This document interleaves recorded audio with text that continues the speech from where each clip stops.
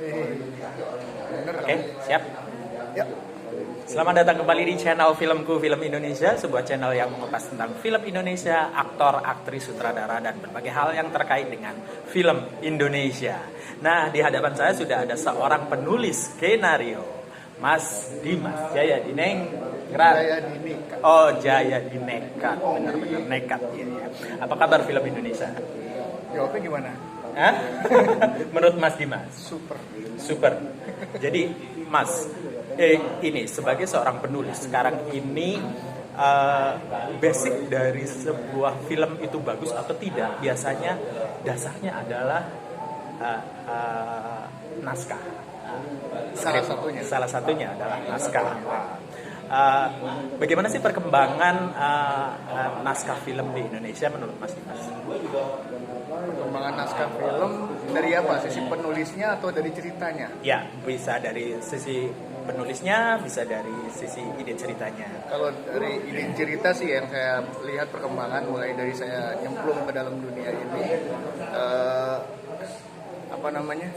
sudah sangat bagus ya dari perkembangannya. Jadi tidak monoton, terus banyak cerita-cerita yang out of the box ya, yang sangat bagus lah. Jadi kalau ini di luar di bioskop lah ya. Kalau di industri televisi memang sudah diplot sedemikian oleh industrinya, jadi boleh dibilang ada sebuah pattern atau pola yang A, B, C, D gitu. Oke. Tapi dari sisi perkembangannya sudah bagus, dan dari penulisnya sebenarnya sudah banyak, baik mulai di industri ataupun di independennya. Silo men.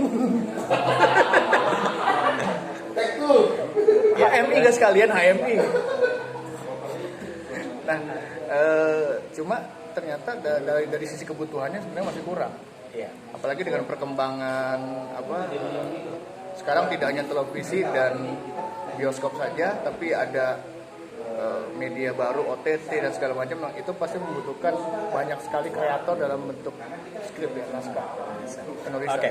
Kalau dari jenis atau varian sekarang ini yang paling diminati oleh penonton film Indonesia, genre apa sih?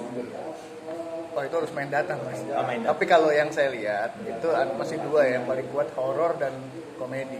Itu punya penggemar sendiri dan bagus-bagus lah. Dan kalau dari segi varian cerita film Indonesia, menurut Mas sudahkah ini memenuhi standar katakanlah internasional atau standar film dunia, bahwa cerita-cerita kita juga layak untuk diangkat ke layar lebar termasuk ke layar dunia internasional ya? Ya.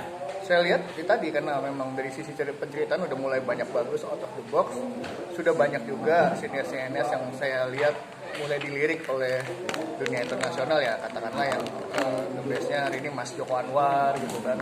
Dan masih banyak lagi lah yang sebenarnya potensinya sutradara dan penulis-penulis yang top gitu ya, kayak Mas Jujur Prananto, Mas Salman Aristo. Itu memang dari sisi cerita sebenarnya layak kalau diadu dengan penulis-penulis dari luar negeri itu bisa lah bersaing. Bagina juga kan gitu. Kalau dari muatan lokal sendiri, cerita film Indonesia itu menarik dunia internasional nggak sih? Nah ini yang sering saya gembor-gemborkan ke komunitas saya, dan juga saya kan sering menyampaikan beberapa tempat workshop gitu ya. Sebenarnya konten kearifan lokal dan kebangsaan yang Indonesia punya itu sangat luar biasa. Jadi kalau saja kita mau lebih dalam lagi mengulik dan melirik ke dalam sisi kedaerahan yang ada di Indonesia, itu banyak sekali cerita. Mulai dari sisi sosiologisnya, antropologisnya, historisnya, itu banyak sekali yang bisa kita kembangkan di sana gitu. Jadi kita tidak akan kehabisan ide sebenarnya mas. Begitu ya. Gini, kalau menurut Mas Dimas nih, film Indonesia sekarang ini butuh banget nggak sih penulis-penulis yang baru, yang segar, karena ada kecenderungan kita miskin penulis. Mungkin kalau saya lihat banyak faktor ya mas kayak gitu. Tapi kalau ditanya butuh atau tidak, jelas butuh. Karena tadi kan saya kasih gambaran, industri kita hari ini tidak hanya televisi dan bioskop, tapi ada OTT dan segala macamnya itu ya. Di internet aja kalau kita lihat anak-anak muda sekarang bikin web series segala macam, itu tentu akan membuka lapangan pekerjaan yang sangat banyak. Artinya pasti dibutuhkan penulis skenario, konten-konten kreator yang sangat banyak. Tapi perkembangan secara kualitas dari para penulis-penulis baru ini seperti apa tuh, Mas Dimas? Masih belum ya, karena mungkin sekolah-sekolah film juga belum banyak di kita, dan yang khusus apalagi mendalami skenario juga belum. Seperti saya sendiri lah, saya bukan orang akademis dalam penulisan skenario, jadi saya belajar sendiri. Yang waktu saya belajar sangat sulit sekali tuh mencari literatur tentang penulisan skenario di Indonesia. Kalau saya bukan orang yang bersinggungan dengan dunia akademis penulisan atau film, saya nggak akan bisa mendapatkan itu. Oke. Sangat jarang gitu. Kalau menurut Mas Dimas, apa sih kriteria seorang penulis skenario yang baik? Pertama mungkin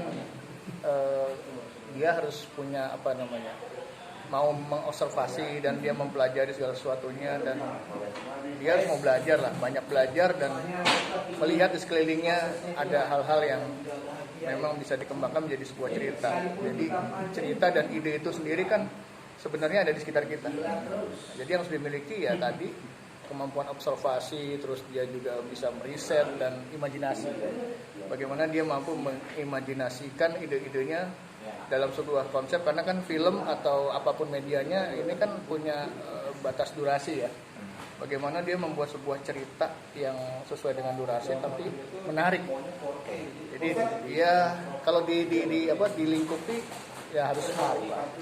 Baik, sampai di sini dulu ketemuan kita. Jangan lupa untuk subscribe, like, komen, dan share, serta nyalakan lonceng notifikasi kalian agar channel ini terus memberikan informasi-informasi yang berguna buat kalian. Jangan lupa, dadah.